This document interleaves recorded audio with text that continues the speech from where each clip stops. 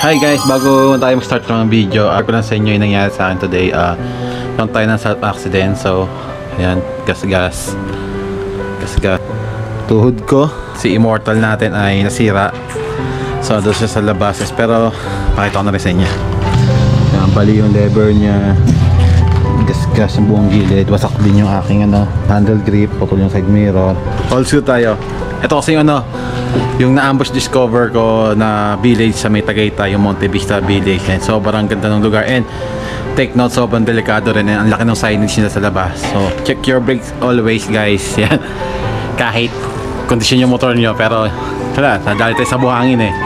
So, ito yung lugar. For another ambush discovery ng daan. So, nandito ako ngayon sa may hillside, sa may Tagaytay. And never ko na-expect na ganitong katarik yung aking pag-deliveran. So, makikita nyo mamaya. And then may mga reminder to sa labas na check your brakes, shift your gear to low gear, drive with caution. So ganitong katarik yung dinadaan. Lalim. Grabe, napakatarik. Diyos mio Marimar.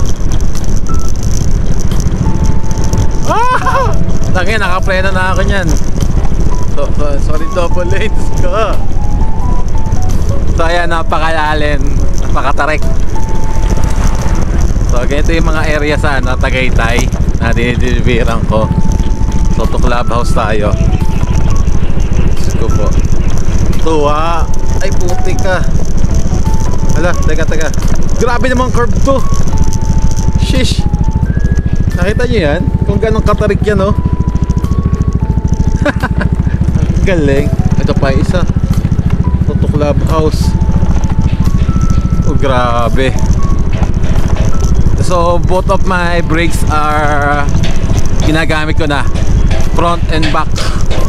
So medyo delicate yung daan dito. Nakakatuwa talaga, di ba? Sheesh! Grabe! Teka lang, saan ba yung Clubhouse dito? Teka. So medyo hirap dito teka lang. Oh shit! Teka lang, saan ba yung hillside? Ito, hillside. So may mga caution dito na nakalagay na always check your brakes yan. So ito na yung Clubhouse. Mag-gas tayo. Ayan. Actually hindi na ako nag-gas, sa totoo lang.